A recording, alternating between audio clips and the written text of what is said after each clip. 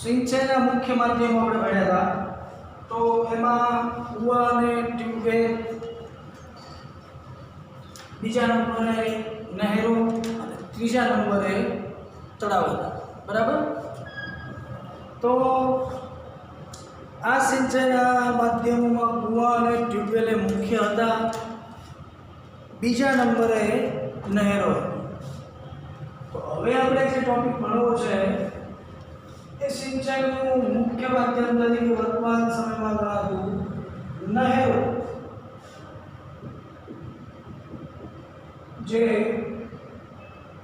બારમાસ વહન કરનારી નદીઓ પર મોટા મોટા બંધ બાંધી નદીઓના પાણી સરોવરોમાં સંગ્રહ કરી અને નહેર મારફતે ખેતર સુધી પહોંચાડવામાં આવે છે, જેને આપણે નહેર કહીએ છીએ.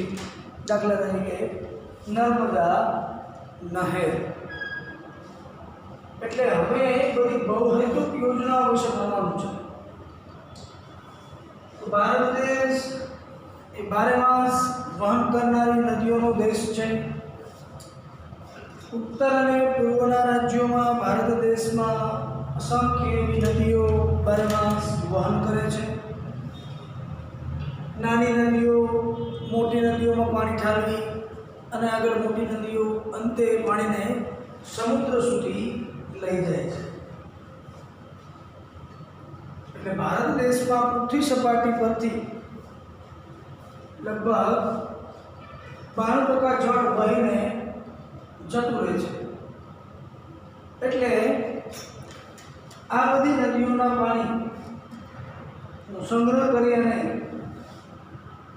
એક પ્રકારનું આયોજન કરવામાં આવે તો ભારત દેશ ખેતી ક્ષેત્રે સમૃદ્ધ થઈ શકે એમ છે.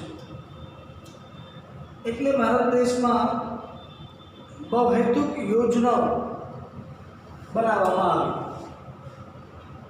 જેમાં પ્રથમ બહુહેતુક યોજના હતી દેશની દામોદર ખેણી યોજના. ભારત દેશમાં નદીઓ પર જો કોઈ પહેલો બંધ બંધાયો હોય આઝાદી પછી, તો એ છે દામોદર બંધ. દામોદર નદી આમ તો નેપાળમાંથી આવે, ભારત દેશમાં પશ્ચિમ બંગાળ અને ઝારખંડમાં પ્રવેશ કરે છે. પશ્ચિમ બંગાળમાંથી બિહારમાં જઈને બંગાળની ખાડીને મળે છે. તો અતિ ભારે વરસાદને કારણે દામોદર નદીમાં વિનાશક પૂર આવતું, જેને કારણે જાન માલ હાનિ વધુ પ્રમાણમાં થતી. એને રોકવા માટે થઈ અને એના પર મોટો આડબંધ બાંધી એના પાણી સરોવરમાં એકઠા કરી અને એનો ઉપયોગ જુદા જુદા હેતુઓ માટે કરવામાં આવે છે. એટલે આમ પહેલાં આપણે ભણવું છે બહુહેતુક યોજનાનો અર્થ અને ત્યાર પછી ભણશું આપણે એના હેતુઓ. તો આ પ્રશ્ન આપણે ફેસબુકમાં એવી રીતે લખવાનો છે કે બહુહેતુક યોજનાનો અર્થ આપી હેતુઓ જણાવો. તો ટેક્સ્ટ બુકમાં આપણા જે ટોપિક છે એમાં એની વ્યાખ્યા આપેલી છે. બહુહેતુક યોજના એટલે શું? તો કે નદી ખીણો સાથે સંકળાયેલી જુદી જુદી સમસ્યાઓને હલ કરવી એટલે બહુહેતુક યોજના. તો નદીઓ સાથે અનેક પ્રકારની સમસ્યાઓ સંકળાયેલી હોય છે. આ બધી સમસ્યાઓને હલ કરી અને પોતાની જરૂરિયાતની પૂર્તિ કરવી અને કહેવાય બહુહેતુક યોજના. બીજો અર્થ થશે એનો કે એક કરતાં વધારે હેતુઓને સાર્થક બનાવતી યોજના એટલે પણ બહુહેતુક યોજના. બરાબર. તો બે પણ પહેલી વ્યાખ્યા લખી શકાય, બેમાંથી જે લખી હોય તે લખી શકાય. બીજી વ્યાખ્યા ટેક્સ્ટ બુકમાં નથી કે એક કરતાં વધારે હેતુ સિદ્ધ કરવા માટેની યોજના એટલે બહુહેતુક યોજના. આમ છતાં લખ્યું હોય તો તમે લખી શકો. આ એક ખાસ ધ્યાનમાં રાખવાની છે સાથે સંકળાયેલી વિભિન્ન સમસ્યાઓને હલ કરવી એટલે ખાલી જગ્યા યોજના. તો આપણો જવાબ આવશે બહુહેતુક યોજના. ઓકે, હવે કઈ કઈ સમસ્યાઓને બહુહેતુક યોજના દ્વારા હલ કરવામાં આવે છે? તો એ જેટલી પણ સમસ્યાઓ છે એ બધા હેતુઓમાં આવી જશે. આ બધી સમસ્યા છે એના હેતુઓ છે કે આવી સમસ્યાઓને બહુહેતુક યોજના દ્વારા હલ કરવામાં આવે છે. હવે ને હેતુઓ ભણી બહુહેતુક યોજનાના હેતુઓ જણાવો તો ટેક્સ્ટ બુકમાં આપેલા જ છે. એને આપણે આ પ્રમાણે એક એક લીટીમાં ક્રમશઃ હેન્ડબુકમાં લખી અને જવાબ લખવાનો છે. ઓકે, તો પહેલો હેતુ છે એનો પૂર નિયંત્રણ. મેઇન બાબત આ છે, પૂર નિયંત્રણ. પૂર નિયંત્રણ, બરાબર. સ્વાભાવિક છે કે આ બધી જ જે નદીઓ છે એમાંથી ઘણી બધી નદીઓ વિનાશક છે, જે ચોમાસાની ઋતુ દરમિયાન અતિ વરસાદને કારણે બહુ બધા પાણીનો જથ્થો વહાવીને લઈ જાય છે, જેના કારણે નદીઓમાં પૂર આવે છે. તો એ પૂર પર નિયંત્રણ મેળવવા માટે શું કરવામાં આવ્યું? બહુહેતુક યોજના અમલમાં મૂકવામાં આવી. એટલે એનો પહેલો હેતુ છે પૂર નિયંત્રણ લાવવું. હવે દામોદર નદીમાં બહુ પૂર આવતા નથી. કોશી નદી, દામોદર નદી, ત્યાર પછી ગુજરાતમાં છે એ રીતે નાગાર્જુન સાગર છે. આ બધી નદીઓ વિનાશક નદીઓ છે, જેમાં પૂરની શક્યતાઓ વધુ છે. પહેલું થયું પૂર નિયંત્રણ. બીજું છે જમીન ધોવાણને અટકાવવું. સ્વાભાવિક છે કે નદીઓના પાણી અતિ ગતિથી ચારે દિશામાં પૂરની પરિસ્થિતિને કારણે ફરી વળે ત્યારે આસપાસના વિસ્તારમાં જમીન ધોવાનું પ્રમાણ વધી જાય. હવે પૂર નિયંત્રણ થઈ જાય એટલે ઓટોમેટિકલી જમીન ધોવાણ થતું અટકી જાય.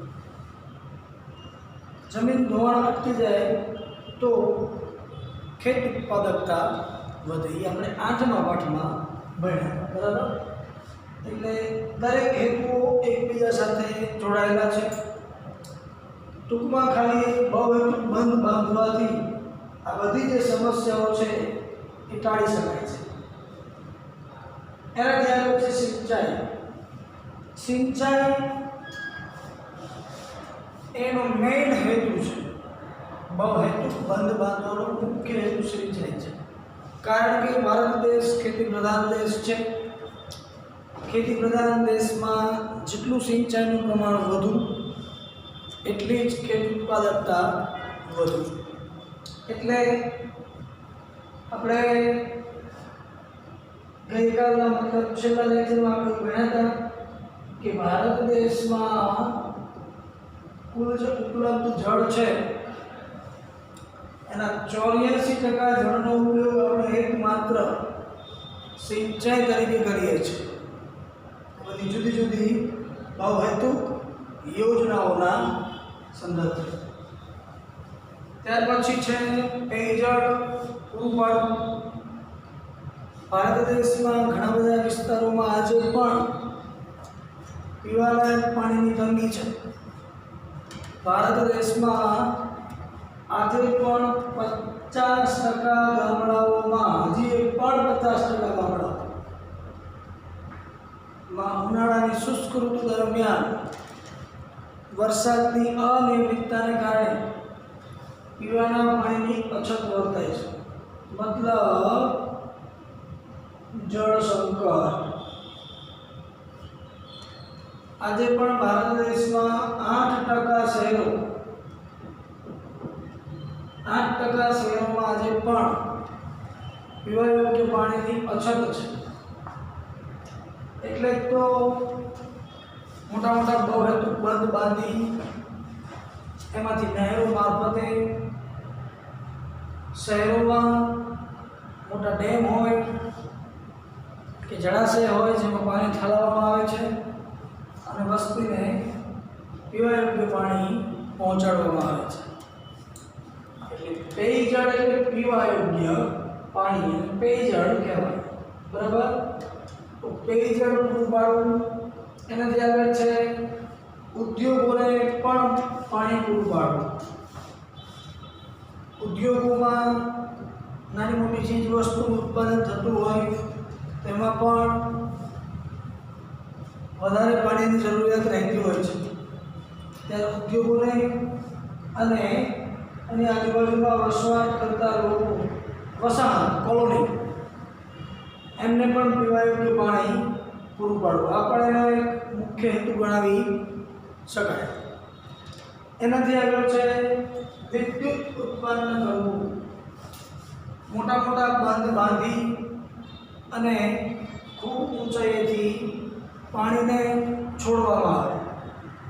એની નીચે ટર્બાઇન ફિટ કરવામાં આવે, જેના કારણે જળ ઉર્જાનું વિદ્યુત ઉર્જામાં રૂપાંતર થાય છે અને આમ વિદ્યુત ઉત્પન્ન કરી અને એ વિદ્યુત ઉદ્યોગોને આપવામાં આવે છે, વીજળી. એટલે આપણા ગુજરાત રાજ્યમાં પણ સરદાર સરોવર જે બંધ છે એ સરદાર સરોવર બંધ વિદ્યુત ઉત્પન્ન કરવામાં આવી રહ્યું છે. અને હાઇડ્રો પાવર કહેવાય, હાઇડ્રો પાવર સ્ટેશન. જળ વિદ્યુત ઉત્પન્ન કરવામાં આવે છે. બીજું, સરદાર સરોવર બંધ જે ગુજરાતમાં છે ત્યાં 1450 મેગાવોટ વિદ્યુત ઉત્પન્ન કરવામાં આવી રહ્યું છે.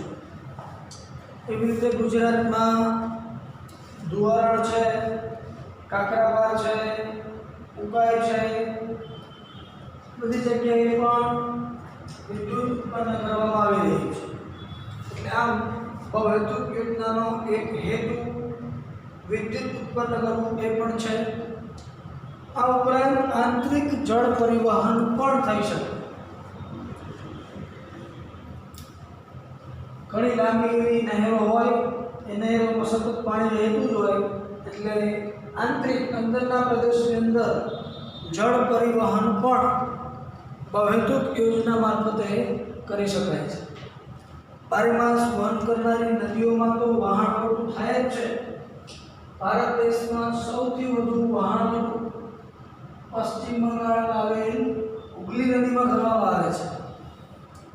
હુગલી નદી આમ તો એક ગંગા નદીનો ભાગ છે, બ્રહ્મપુત્ર નદીનો એક ભાગ છે, એમાંથી એક ફાટો પડે હુગલી નદી આવે છે. તો પૂર્વના રાજ્યોમાં આ નદીમાં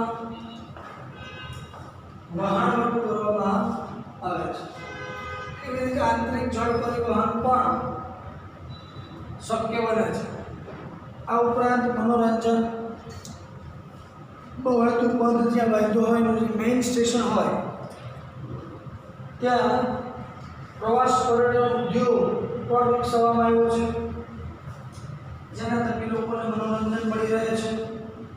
દાખલા તરીકે સરદાર સરોવર બંધ જે બાંધ્યો છે ત્યાં statue of unity, Sardar Vallabhbhai પટેલનું સ્ટેચ્યુ છે. ત્યાં લોકો હજારોની સંખ્યામાં પ્રવાસ મનોરંજન તરીકે જાય જ છે, કેવડિયા કોલોની. એટલે બહુહેતુક યોજના થકી મનોરંજન પણ લોકોને પૂરું પાડી શકાય છે અને સરકારને એક આવકનો સ્ત્રોત મળી રહે છે. આ ઉપરાંત વન્યજીવ સંરક્ષણ પણ થઈ શકે. મતલબ જંગલ વિસ્તારમાં નહેર મારફતે જળાશયોમાં પાણી ઠાલવવામાં આવે છે. આમ થવાથી વન્યજીવો પીવાના પાણીની જરૂરિયાત પૂરી પાડવામાં આવે છે. એવી જ રીતે મત્સ્યપાલન, બહુહેતુક બંધ મોટા મોટા સરોવરો બાંધ્યા હોય તો સરોવરોની અંદર મત્સ્ય પ્રવૃત્તિનો પણ સારા એવા પ્રમાણમાં વિકાસ કરી શકાય છે. આમ 2 માર્ક્સમાં આ પ્રશ્ન પૂછાય છે. 1 માર્ક્સ વ્યાખ્યાનો હોય અને 1 માર્ક્સ એના હેતુઓનો. એટલે બધા હેતુઓ આપણે ફેસબુકમાં લખવાના છે જે ટેક્સ્ટબુકમાં છે, પણ આમાંથી કદાચ 4-5 મુખ્ય તમે હેતુઓ લખો તો પણ 2 માંથી 2 માર્ક્સ મળી જાય. કારણ કે 1 માર્ક્સ વ્યાખ્યાનો અને 1 માર્ક્સ હેતુઓનો બધા હેતુ લખવા જરૂરી હોતા નથી, પણ મોટે ભાગે મુખ્ય હેતુઓ છે એ લખી નાખો. એટલે અહીંયા આપણો બહુહેતુક યોજનાનો અર્થ આપી હેતુઓ જણાવો એ પ્રશ્ન પૂર્ણ થયો. આ પ્રશ્ન તમારે ફેસબુકમાં લખવાનો રહેશે. ઓકે, હવે એનાથી આપણે આગળનો જે ટોપિક ભણવો છે એ છે ભારતની મુખ્ય બહુહેતુક યોજનાઓ. બહુહેતુક યોજનાનો અર્થ ભણ્યા, એના હેતુઓ ભણ્યા. હવે એને આધારે ભારત દેશમાં કયા રાજ્યોમાં કઈ નદીઓ પર કયા બંધ બાંધવામાં આવ્યા છે એનું આપણું જે પોસ્ટર છે ટેક્સ્ટબુકમાં આપેલું છે એ હેતુલક્ષી પ્રશ્નો તરીકે તો મહત્વનું છે જ, સાથે નકશામાં પણ પૂછાય છે. નકશામાં જ્યારે બહુહેતુક બંધ પૂછાય ત્યારે સંજ્ઞા પ્રમાણે ફરજિયાત કરવાની રહે છે. ટેક્સ્ટબુક લઈને બેઠા હોય તો આ જે પુસ્તક આપેલું છે બહુહેતુક બંધનું, એ જે પોસ્ટર છે ત્યાં આવી એક સંજ્ઞા દોરી નાખો ફરજિયાત. આ સંજ્ઞા યાદ રાખવાની, કેમ કે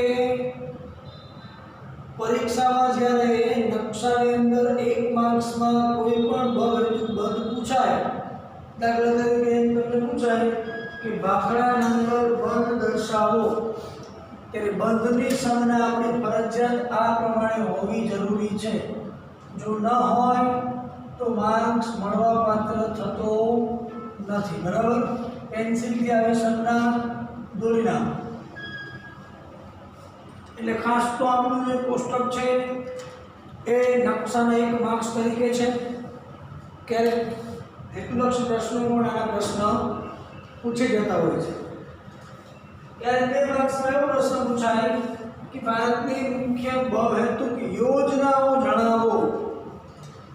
બહુહેતુક યોજનાઓ જણાવો એવો પ્રશ્ન પૂછાય ત્યારે માત્ર તમારે બહુહેતુક યોજનાના કોષ્ટકમાંથી કોઈ પણ 3-4 યોજનાઓ લખવાની રહેશે. મુખ્ય બહુહેતુક યોજનાઓ જણાવો ત્યારે આ યોજનાઓ લખવાની છે. પણ ઘણી વખત ભૂલ થાય છે, વિદ્યાર્થીઓ ભૂલ કરતા હોય છે. આ પ્રશ્ન પૂછો હોય તો આ જવાબ લખે છે, આ પ્રશ્ન પૂછો હોય ત્યારે આ જવાબ લખે છે. આ તો મિત્રો એના હેતુઓ છે, બહુહેતુક યોજનાઓના હેતુ છે.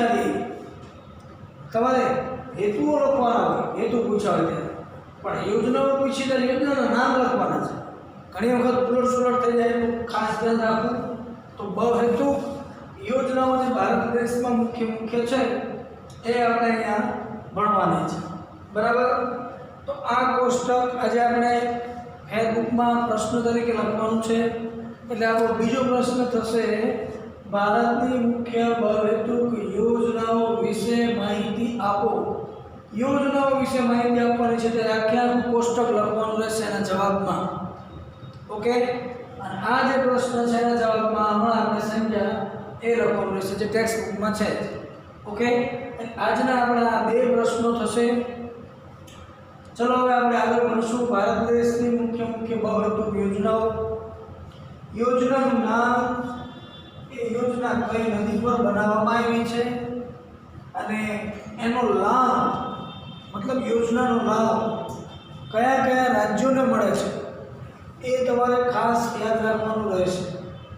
હવે તો આમાં લાભાન્વિત રાજ્યોમાં જે ખાસ તો 2-3 રાજ્યોના નામ આપ્યા છે કે એ યોજનાનો લાભ આ બધા રાજ્યોને મળે છે, પણ એમાં જે પહેલું નામ આપ્યું હોય ને એ પહેલું નામ મેન ગણાશે. મેન સૌથી વધુ અને વિશેષ લાભ એ રાજ્યોને મળતો હોય એટલે એનું નામ આગળ આપ્યું છે.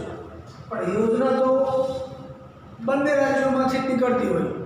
દાખલા તરીકે આપણે સરદાર સરોવર બંધ છે એ આપણા ગુજરાતમાં ભરૂચ પાસે છે, કેવડિયા કોલોની પાસે, તો બંધ ત્યાં છે, પણ એના જે સરોવરો મોટા તળાવ બનાવ્યા છે પાણીનો સંગ્રહ કરવા માટે, એમાં અમુક ગામડાઓ મધ્યપ્રદેશની બોર્ડર પર જે હતા એ ખાલી કરાવવા પડે. એટલે મધ્યપ્રદેશ ની બોર્ડરના જે રાજ્યો સોરી ગામડાઓ હતા એ ગામડાઓ ખાલી કરીને ત્યાં તળાવ બનાવ્યા, સરોવર બનાવ્યા પાણીનો સંગ્રહ કરવા માટે. એટલે આપણો જે બંધ ગુજરાતના છે, સરદાર સરોવર બંધ ગુજરાતમાં છે, પણ એ પાણીનો લાભ અથવા તો એ વિદ્યુત ઉત્પન્ન થતો એનો લાભ મધ્યપ્રદેશની પ્રજાને પણ મળે છે. એટલે આમ સહિયારી યોજનાઓ હોય 2-3 રાજ્યો પૂરતી, કારણ કે નર્મદા નદી મધ્યપ્રદેશમાંથી વહી અને ગુજરાતમાં આવે છે અને છેલ્લે ખંભાતના ખાતને મળે. એટલે આમ આવી રીતે નદી સહિયારી બંને રાજ્યોમાંથી વહેતી હોય છે. એટલે બંને રાજ્યોએ ભેગા મળી અને એ બંધ બનાવ્યા હોય એ બંનેને એનો લાભ મળતો હોય છે. પણ ખાસ તો નકશામાં જ્યારે પૂછાય ત્યારે બંધ આપણા ગુજરાત રાજ્યમાં બતાવવાનો છે, પણ આ જે છે એ નદીની સંજ્ઞા છે. નદી મધ્યપ્રદેશમાંથી થોડી કાઢવાની, થોડી ગુજરાતમાં આમ લંબાવવાની અને ભરૂચ પાસે આ રીતે આમ તમારે બંધ બનાવવાનો થાય. હવે આ બંધ તમે મધ્યપ્રદેશમાં બતાવો તો ખોટું પડે. બંધ તો આપણા ગુજરાત રાજ્યમાં ભરૂચ પાસે જ છે, બરાબર? એટલે ફરજિયાત ત્યાં જ બતાવવાનો થશે. તો હવે આપણે ભણશું મુખ્ય ભારત દેશમાં આવેલી યોજનાઓ. એમાં પહેલી છે ભાખડા નાંગલ બંધ દર્શાવો. આવો પ્રશ્ન તમને પૂછાય નકશાની અંદર ત્યારે તમારે ક્યાં બતાવવાનું? પંજાબ અને હરિયાણામાં આ સંજ્ઞા કરવાની. પંજાબ અને હરિયાણાની બોર્ડર ઉપર અડધી નદી હરિયાણામાં જવા દેવાની, અડધી પંજાબમાં જવા દેવાની અને વચ્ચે બતાવવાનો આ પ્રમાણે બંધ. કારણ કે આ બંને બંધ અલગ અલગ છે.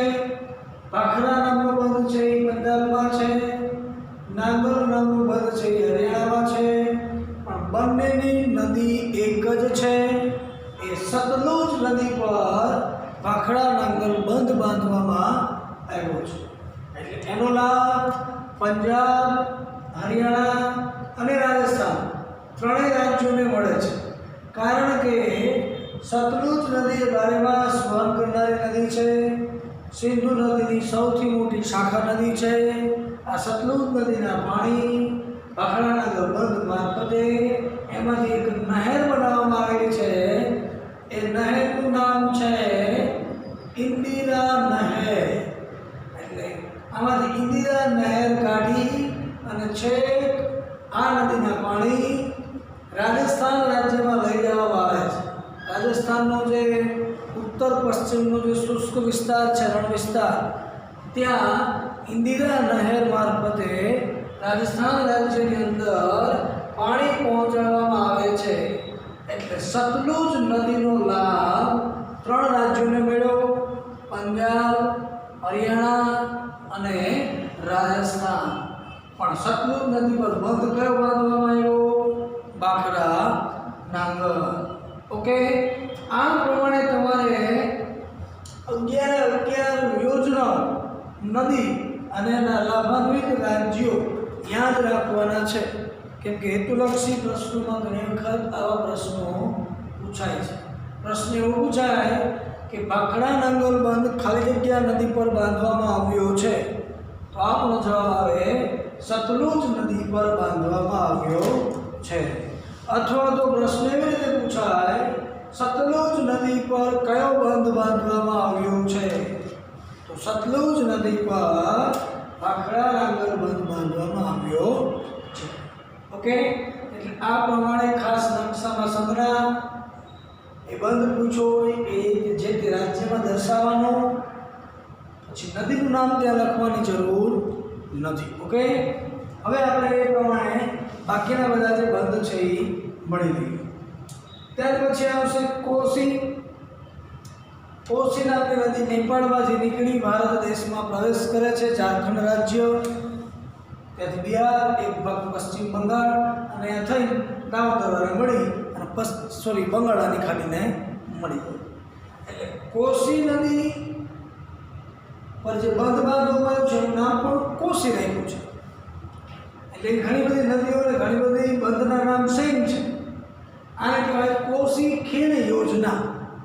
તો કોસી ખીણ યોજના કઈ નદી પર? તો કોસી નદી ઉપર. કોસી નદી પર કયો બંધ બાંધવામાં આવ્યો? તો કોસી ખીણ યોજના. રાજ્ય પૂછે તો ખાસ યાદ રાખવાનું છે બિહાર. બિહાર રાજ્યમાં કોસી ખેણ યોજના બાંધવામાં આવી છે. એનાથી આગળ દામોદર ખેણ યોજના દેશ આઝાદ થયા પછી ભારત સરકારે પ્રથમ જો કોઈ બંધ બાંધ્યો હોય તો એ છે દામોદર ખેણ યોજના.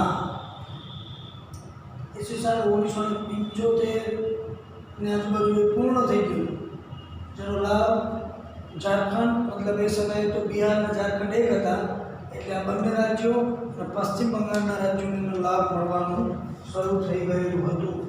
ત્યાર પછીના 4-5 વર્ષમાં ભાખડાના બંધ તૈયાર થઈ ગયો. પંજાબ હરિયાણાને પાણીની ફૂલ સુવિધાઓ, મતલબ સિંચાઈની સુવિધા મળવા લાગી. એટલે તો હાલમાં આખા ભારત દેશમાં કૃષિ ક્ષેત્રે પંજાબ અને હરિયાણા રાજ્યને એક પણ રાજ્ય લગે નહીં. હાલમાં પણ કૃષિ ક્ષેત્રનો સારા પ્રમાણમાં જો વિકાસ થયો હોય કે ભારતમાં પંજાબ અને હરિયાણા છે. ત્યાર પછી આપણું મહારાષ્ટ્ર, ગુજરાત આવે, કારણ કે એમને વર્ષોના વર્ષોથી આ બંધનો લાભ મળી રહ્યો છે. મતલબ આજે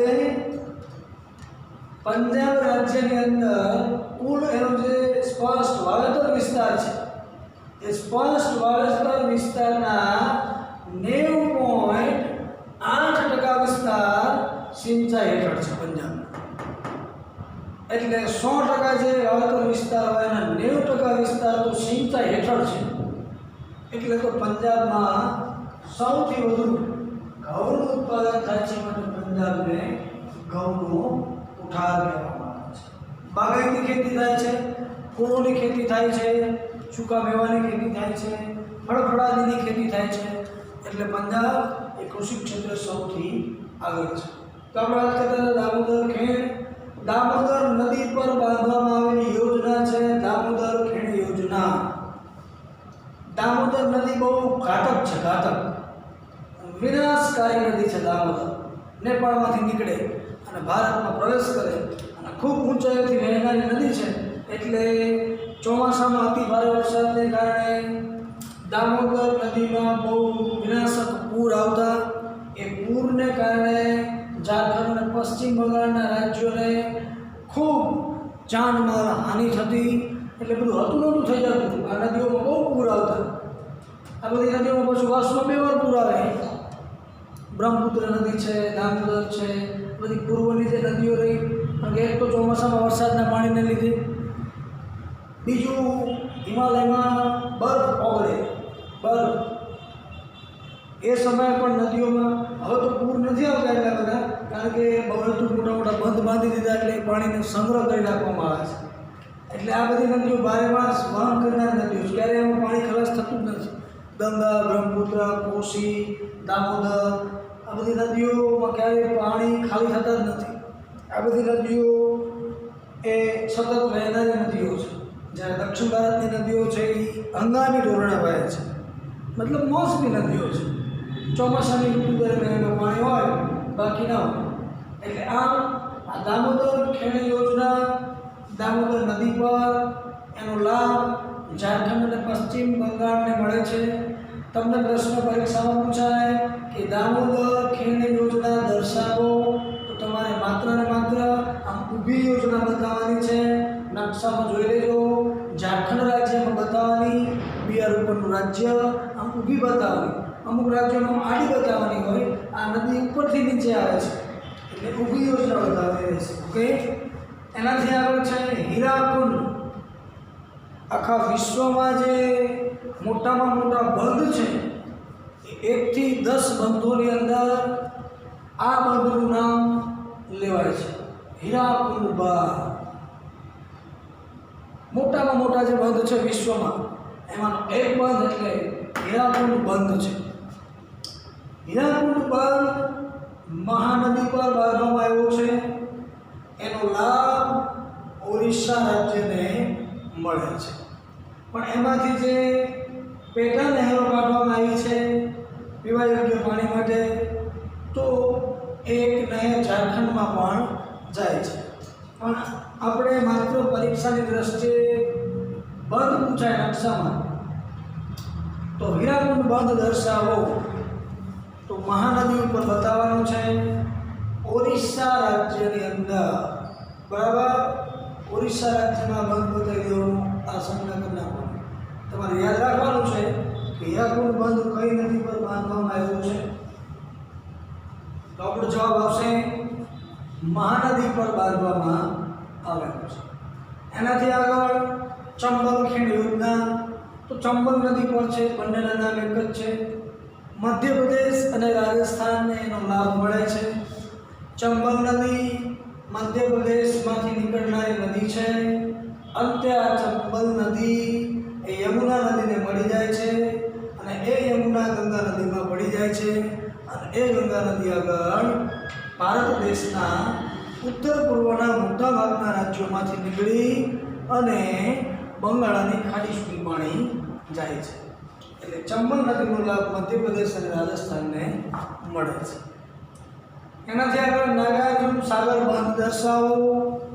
સાઉથના ફિલ્મોમાં એક ફિલ્મ છે જે ફિલ્મની અંદર નાગાર્જુન સાગર બંધનું વર્ણન કરેલું છે. તો એ નાગાર્જુન સાગર નામનો બંધ એ કૃષ્ણા નદી પર બાંધવામાં આવ્યો છે, જેના લાભાન્વિત રાજ્યો છે આંધ્રપ્રદેશ અને તેલંગાણા. આંધ્રપ્રદેશ અને તેલંગાણા રાજ્યને લગભગ મોટાભાગના વિસ્તારોમાં ઓળંગી લે છે નાગાર્જુન સાગર. આ ઉપરાંત એક કૃષ્ણરાજ સાગર પણ બંધ છે, કૃષ્ણરાજ સાગર.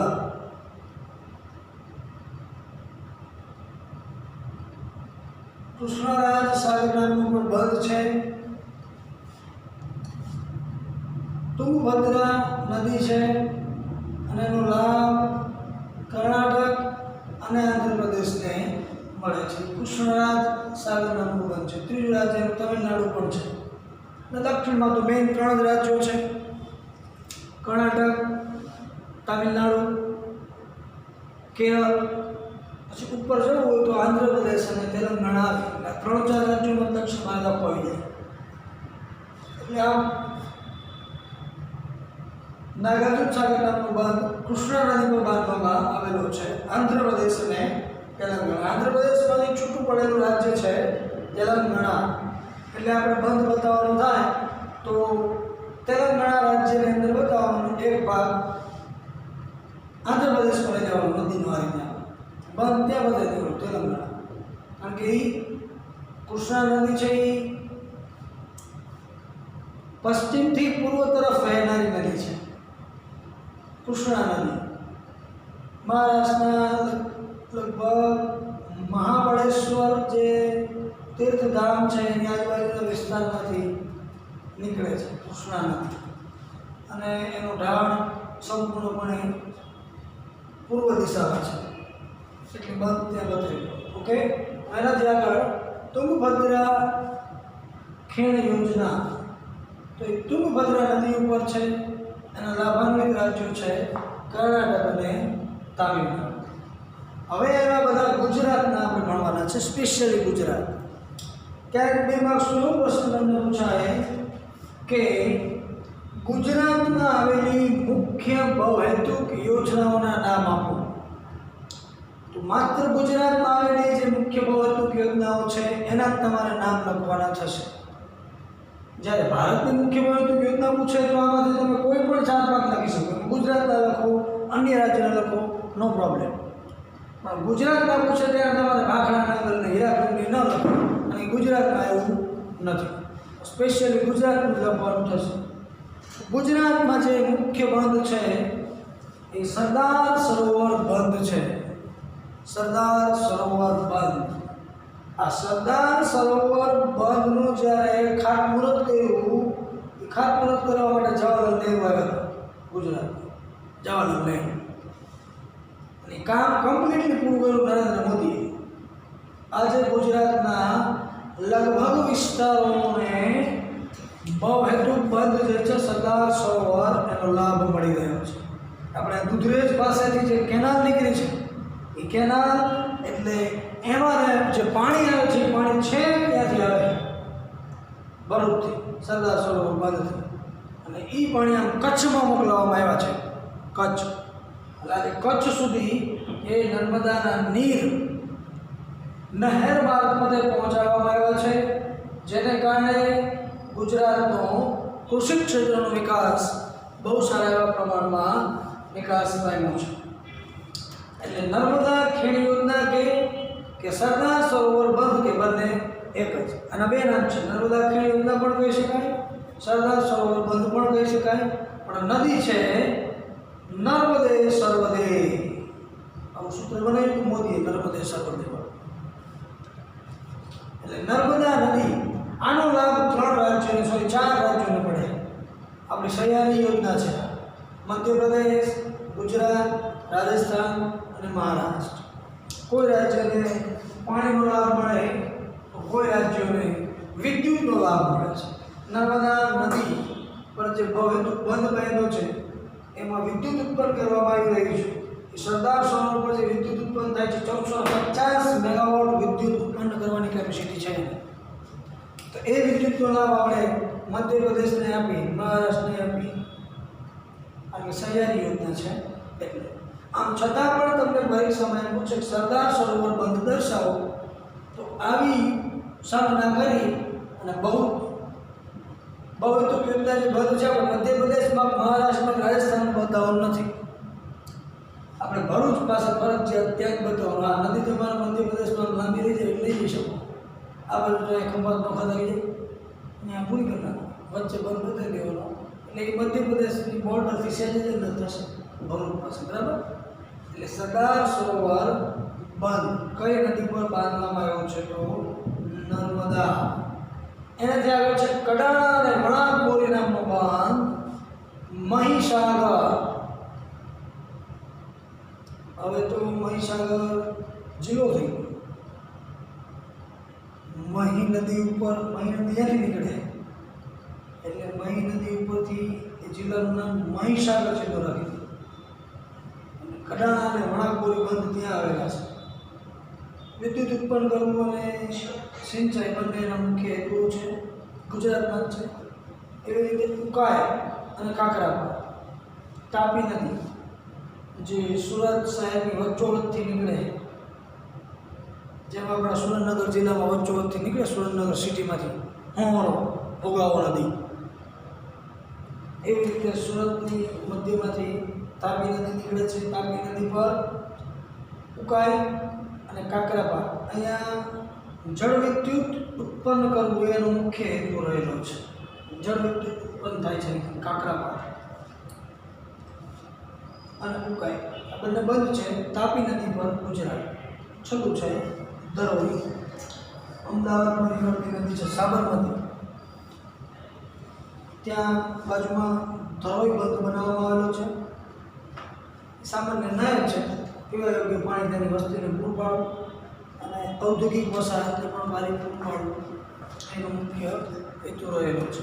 એટલે આમ ગુજરાતની આ 4 યોજનાઓ અને બાકીની જે 7 છે એ ભારત દેશના અન્ય રાજ્યોની મુખ્ય બહુહેતુક યોજનાઓ હતી. ભારત દેશમાં તો 18 બહુહેતુક યોજનાઓ છે જ, પણ મુખ્ય યોજનાઓના ટેક્સ્ટ બુક મુજબ આ પ્રમાણે છે.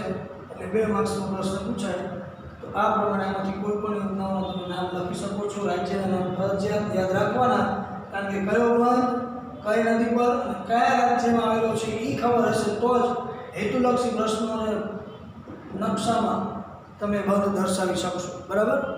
એટલે આજના 2 પ્રશ્નો થશે. બહુહેતુક યોજનાનો અર્થ આપી તેના હેતુઓ જણાવો, અને બીજો છે ભારતની મુખ્ય બહુહેતુક યોજનાઓ વિશે માહિતી આપો. તે આખું કોષ્ટક ટેક્સ્ટબુકમાં છે, તેમાં જવાબમાં લખવાનું રહેશે.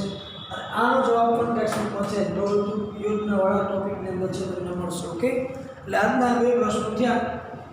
ટાઈમ પૂરો થવા આવ્યો છે એટલે આપણે સિંચાઈ ક્ષેત્રનું વિતરણ જે છે એ આજે ભણવું હતું, પણ કંઈ વાંધો નહીં, આપણે નેક્સ્ટ લેક્ચર ભણશું. સિંચાઈ ક્ષેત્રનું વિતરણ આપણે નેક્સ્ટ લેક્ચરથી સ્ટાર્ટ કરશું. ઓકે.